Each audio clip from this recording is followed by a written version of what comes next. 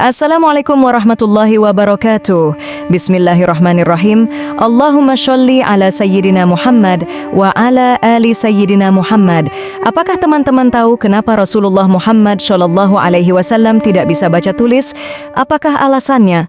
Sebelumnya silahkan teman-teman semua tulis solawat atas baginda Rasul di kolom komentar sebagai tanda kecintaan kita kepada Rasulullah Muhammad Shallallahu Alaihi Wasallam. Dan semoga Allah Subhanahu wa Ta'ala selalu melapangkan rizki dan hati kita. Amin.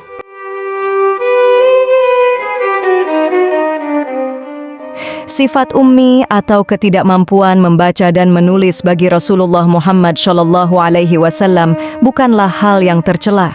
Ada sejumlah hikmah yang justru menunjukkan bahwa hal itu menjadi kesempurnaan beliau sebagai Rasul yang telah diutus dengan segala kemurnian nubuwah.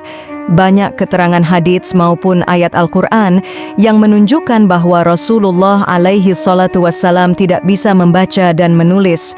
Salah satunya dijelaskan dalam surah Al-A'raf 157 yang artinya yaitu orang-orang yang mengikuti Rasul Muhammad, Nabi yang ummi, tidak pandai baca tulis yang namanya mereka temukan tertulis di dalam Taurat dan Injil yang ada pada mereka. Lalu dilanjutkan dalam ayat setelahnya, yang artinya, maka berimanlah kamu kepada Allah dan Rasul-Nya, yaitu Nabi yang ummi, dalam arti tidak pandai baca tulis, yang beriman kepada Allah dan kitab-kitabnya. Ikutilah dia agar kamu mendapat petunjuk. Imam Al-Qurtubi dalam tafsirnya Al-Jami li Ahkamul Quran, beliau mengutip penjelasan dari Ibnu Abbas radhiyallahu anhu mengenai makna ummi yang disifati Rasulullah Muhammad Shallallahu Alaihi Wasallam. Menurut beliau, maksud dari ummi tersebut adalah keadaan tidak bisa menulis, membaca, dan menghitung. Pendapatnya dilandasi dari hadits masyhur yang diriwayatkan oleh Imam Bukhari. Hadits tersebut berisi saat malaikat Jibril menyampaikan wahyu pertama kali kepada Rasulullah, Iqra. Namun Rasulullah mengatakan bahwa dirinya tidak bisa membaca. Imam An-Nawawi dalam Syarah Syahih Muslim mengatakan bahwa keadaan ummi Nabi Muhammad Shallallahu Alaihi Wasallam tersebut disejajarkan dengan keadaan manusia yang baru lahir dari rahim sang ibu, belum dipengaruhi oleh pengetahuan yang dapat mempengaruhi akal dan teori. Ditambah lagi, Imam Al-Qurtubi mengatakan dalam tafsirnya bahwa sifat ummi tersebut tidak hanya dimiliki oleh Rasulullah Shallallahu Alaihi Wasallam saja, melainkan memang demikian adanya keadaan rata-rata orang-orang Quraisy terdahulu. Selain itu, Imam Al-Qurtubi mengutip pula dari Al-Mawardi mengenai hikmah dari keadaan ummi pada Rasulullah Muhammad alaihi salatu wassalam.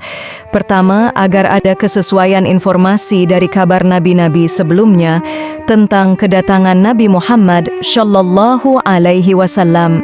Selain itu, sebagaimana dijelaskan, kondisi itulah yang ada pada kaum Quraisy, sehingga Al-Mawardi berpendapat sifat ummi Rasulullah dimungkinkan bisa lebih sesuai dengan kaum Quraisy. Lalu Imam Al-Qurtubi menjelaskan Rasulullah Muhammad Shallallahu Alaihi Wasallam tidak memiliki kemampuan membaca dan menulis dimaksudkan agar segala hal yang ajaran yang dibawa dan didakwahkannya memang terbukti langsung dari wahyu dan nubuwah, bukan berasal dari kitab-kitab sebelumnya yang andai saja Rasulullah bisa membaca. Benar bahwa Nabi Muhammad Shallallahu Alaihi Wasallam adalah seorang yang ummi. Dan kata ummi menunjukkan makna seorang yang tidak bisa membaca dan menulis. Namun tidak bisa baca dan tulis bukan berarti lambang kebodohan, sebab masyarakat tempat di mana beliau hidup memang tidak punya budaya baca tulis. Mengapa demikian? Ada beberapa analisa tentang kondisi masyarakat Arab kala itu. Salah satunya adalah fakta bahwa orang Arab punya kelebihan dalam mengingat kalimat dengan teramat sempurna. Buat mereka menghafal 100 bait syair cukup dengan sekali mendengar, sehingga kalau semua hal bisa dihafal, buat apa lagi ditulis? Maka budaya baca tulis nyaris tidak terlalu banyak berkembang di tanah Arab di masa itu. Sebaliknya, mereka terbiasa menghafal begitu saja jutaan kata yang kalau ditulis bisa menjadi ribuan lembar buku. Namun ada juga yang berpendapat bahwa yang dimaksud dengan ummi bukanlah tidak bisa baca dan tulis. Meski memang kenyataannya demikian, namun lafaz ummi lebih dimaksudkan sebagai orang yang tidak punya akses kepada kitab dan literatur agama samawi sebelumnya. Nabi Muhammad Shallallahu Alaihi Wasallam adalah seorang Arab yang tinggal di Makkah. Beliau berbahasa Arab dan tidak paham bahasa Suryani atau Ibrani, dua bahasa yang digunakan oleh umat Nasrani dan Yahudi. Beliau tidak pernah bisa membaca kitab samawi terdahulu, yaitu kitab suci yang oleh Allah Subhanahu wa Ta'ala turunkan kepada nabi-nabi sebelumnya, yaitu kitab Taurat, Zabur, dan Injil. Lalu apa hubungannya mengapa Rasulullah tidak mengerti hal itu?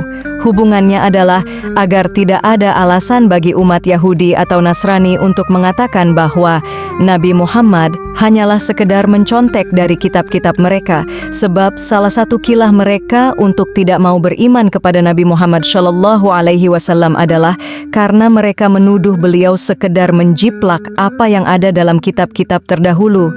Apalagi ternyata memang banyak hukum syariah yang memiliki kesamaan dengan hukum yang ada pada kalangan Yahudi dan Nasrani, bahkan jenis hukumannya pun nyaris sama. Agama Yahudi dan Nasrani sama-sama mengharamkan babi, khamar, zina, pembunuhan, serta memberlakukan hukum hudud dan potong tangan. Ternyata Al-Quran juga turun dengan esensi yang serupa, meski dengan beberapa penyesuaian yang lebih sempurna.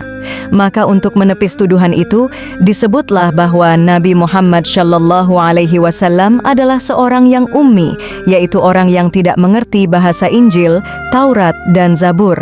Maka tuduhan itu akan menjadi mentah dan tertolak dengan sendirinya.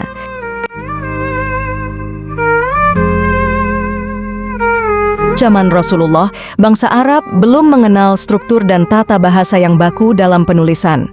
Karena itulah sangat jarang orang menulis apalagi membaca.